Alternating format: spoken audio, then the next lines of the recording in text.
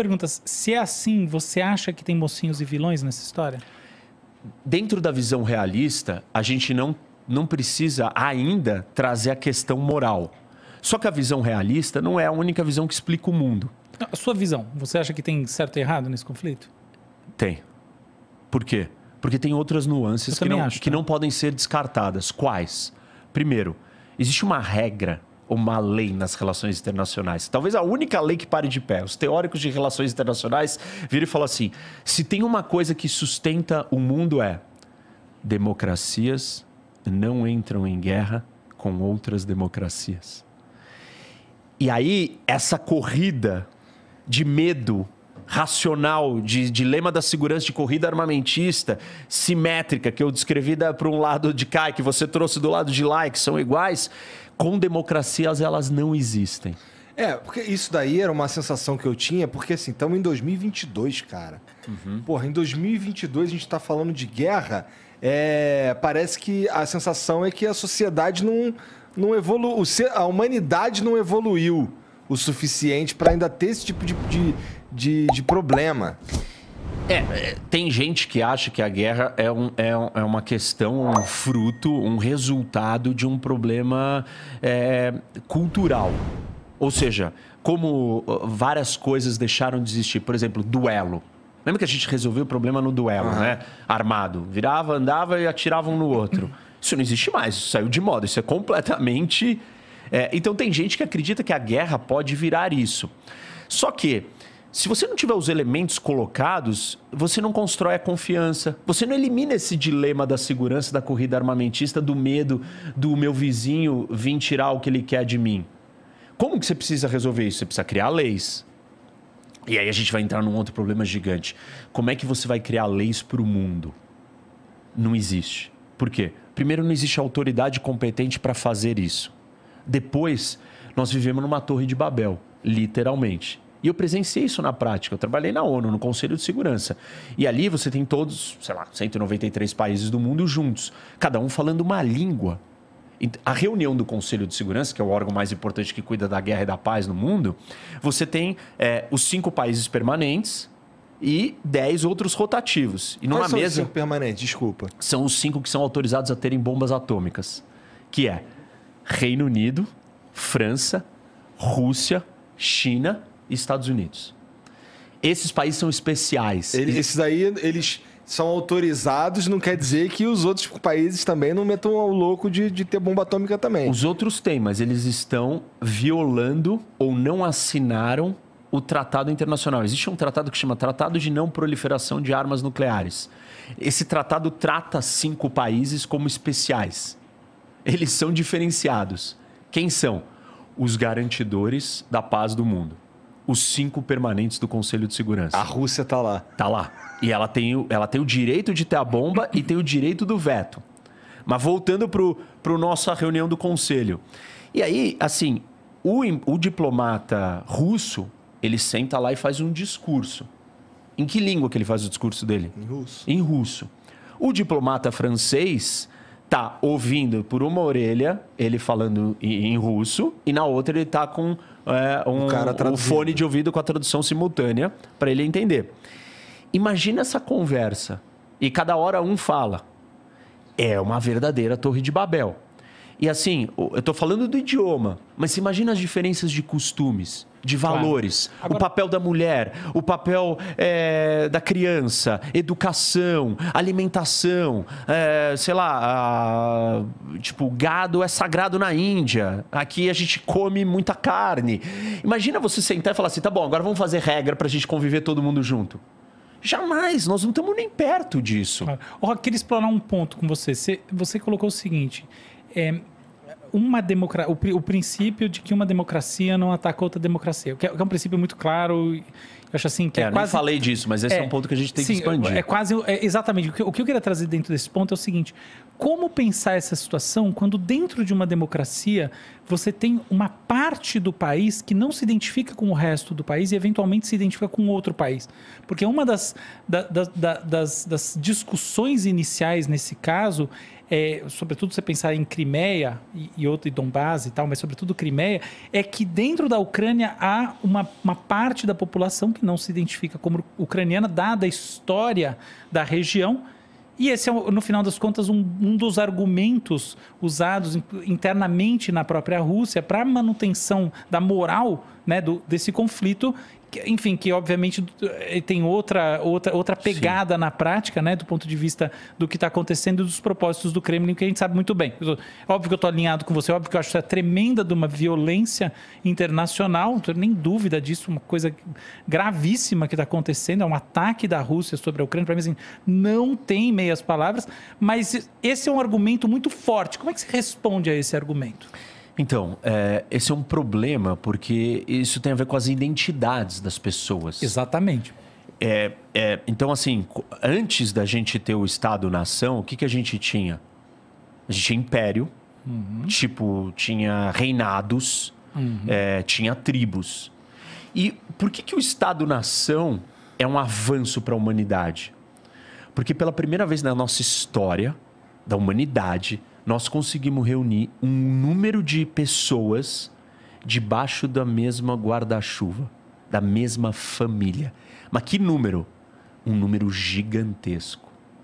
São 215 milhões de brasileiros juntos que somos da mesma família. Isso trouxe escala de desenvolvimento, de riqueza, de parceria, de confiança jamais vista. Capaz da humanidade criar coisas que ela nunca conseguiu criar antes, com o nível de divisão, de dominação que tinha antes. Qual é o problema? O problema é quando você passa a olhar para essa sua identidade familiar de país, de nação, e você começa a ficar com raiva do outro.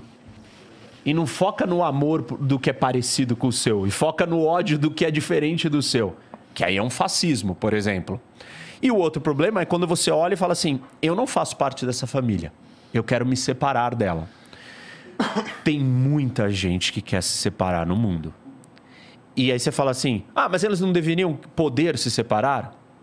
Bom, se a gente desestruturar esta forma de organização que a gente chegou até hoje, vai ser um retrocesso.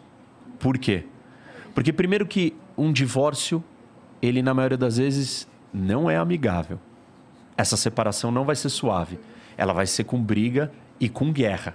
Se ela não for com briga e com guerra, você está diminuindo essa potência de união e confiança familiar. Sim. Então, pensa o seguinte, o Brasil, em vez de ter todo esse conjunto diverso, plural, de essa riqueza toda combinada, ele vai ter menos disso. É que o Brasil é um país que tem uma distribuição que é diferente, por exemplo, no caso da Ucrânia, em que você tem regiões, as regiões mais separatistas, que efetivamente têm, do ponto de vista identificatório, de língua e tudo mais... Com a Rússia. Uma associação muito maior com a Rússia. E esse é o argumento difícil, na minha visão, de que a gente tem que trabalhar e responder muito claramente, com muita precisão, porque é como se fosse o nosso calcanhar de Aquiles. Nossa, assim, eu claramente acho essa invasão uma barbárie.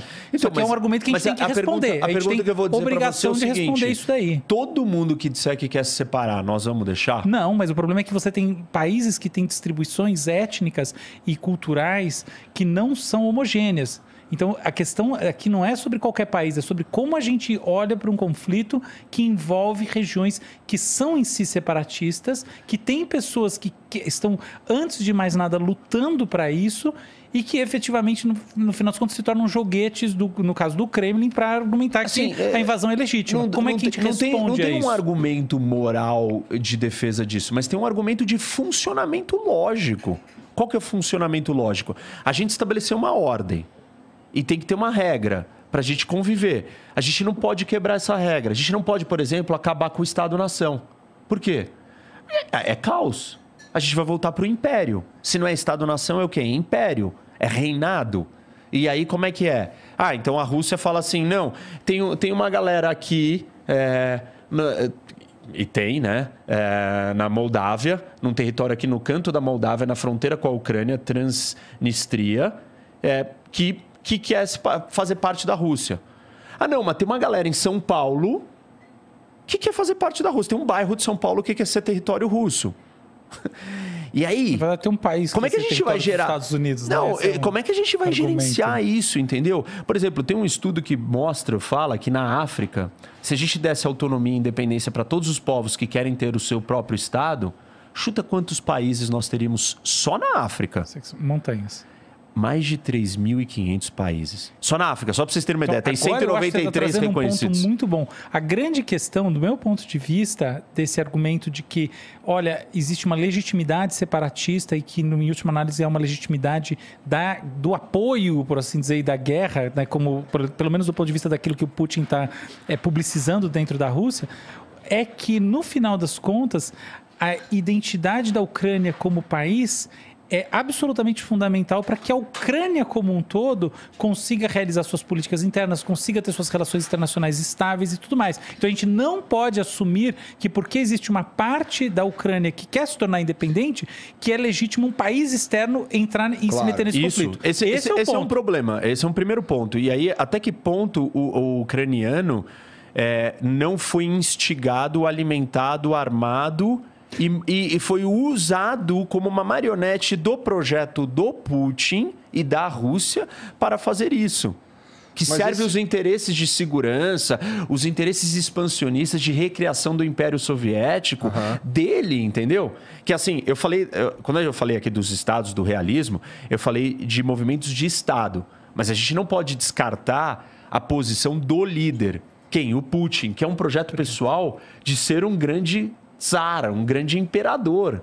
Perfeito. Bom, quando a gente fala desses ucranianos aí que têm uma identidade mais russa e tudo mais, eu imagino que a gente esteja falando de uma população mais velha que viu a União Soviética e talvez isso seja, inclusive, um agravante dessa situação, porque era um território que fazia parte da União Soviética e esse o ucraniano mais novo, por exemplo, que não viu isso daí, ele talvez tenha uma identidade ucraniana mais forte. Mas o cara mais antigo, acontece isso, o cara mais antigo... Essa pergunta é maravilhosa, hein, Igor? Ele tem ele tem uma identidade ligada à Rússia, que era o centro da União Soviética, muito mais forte. A gente vê esse fenômeno na Rússia também. Então, mas me lembrou o Adeus Lenin, um filme maravilhoso, recomendo para quem está em casa. Vamos voltar na história um pouco, porque parte desse argumento que você está trazendo é o argumento do Putin, e eu entendi o porquê você está fazendo isso, obviamente. Hard questions. E é interessante. O argumento dele a Ucrânia não existe como país. Exato. A Ucrânia é uma parte da Rússia. E nunca existiu. Ele não reconhece a identidade ucraniana como povo. E aí a gente tem que fazer uma distinção importante aqui, um parênteses. Há uma diferença entre nação e Estado. O que é nação? É o povo. Existem vários povos do mundo que não têm o seu país. Por que um povo quer ter o seu país? Porque ele quer ser o dono do seu destino, do seu nariz. Ele quer ser soberano. Ele quer dizer, a minha religião é essa, o meu jeito de viver é esse. Eu quero fazer assim, do meu jeito. Eu quero ser livre. Dá pra gente pensar em Israel, por exemplo, né? Discussões de Israel é uma dessas. Por exemplo, os curdos. Os curdos é um povo que não tem país, que eles não têm estado deles. Mas é uma nação diferente da nação síria, da nação turca, da nação iraquiana, do povo iraquiano. Ele é o povo curdo. Ele tem Estado? Não. O que o Putin está dizendo? Não existe nação ucraniana e não deve existir Estado, ainda mais ucraniano. Isso que você falou é muito bom. Vamos lá. Então, aí, o que está acontecendo? Ele nega a existência disso daqui. Por que ele faz isso? Isso é uma jogada de narrativa, de construção da lógica dele. Vamos ser bem preciso. Os ucranianos e os russos são muito próximos? São povos irmãos. Da onde nasce a ideia do povo russo? Você tinha aqui nessa região um monte de tribos eslavas, caóticas, se matando, guerreando, pequenos principados e tal.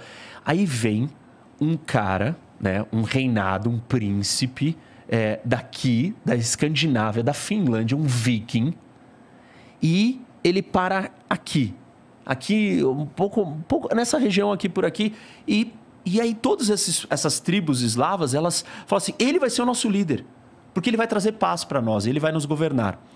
Esse cara, ou esse povo que chega, é chamado de Rus.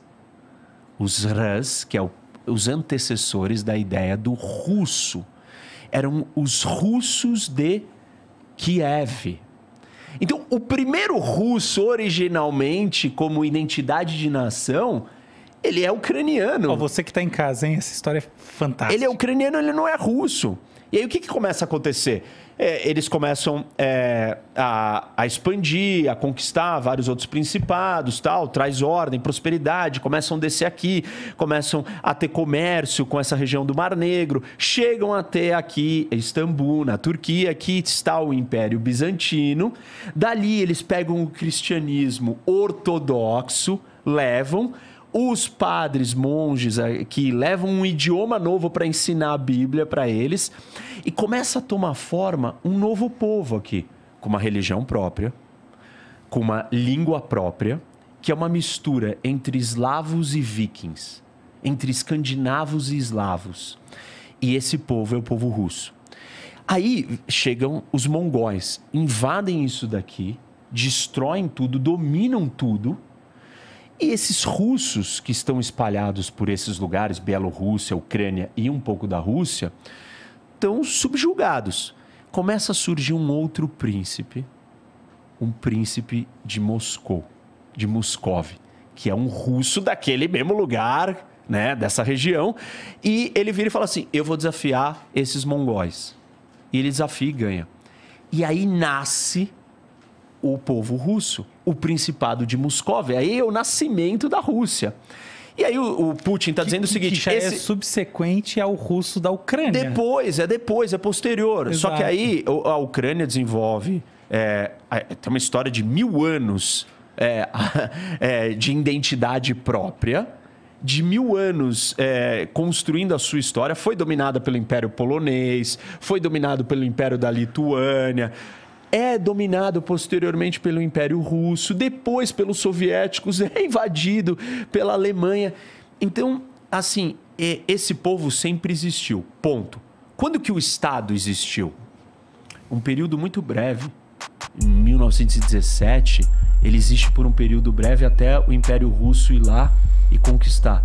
E depois é a União Soviética conquistando. E aí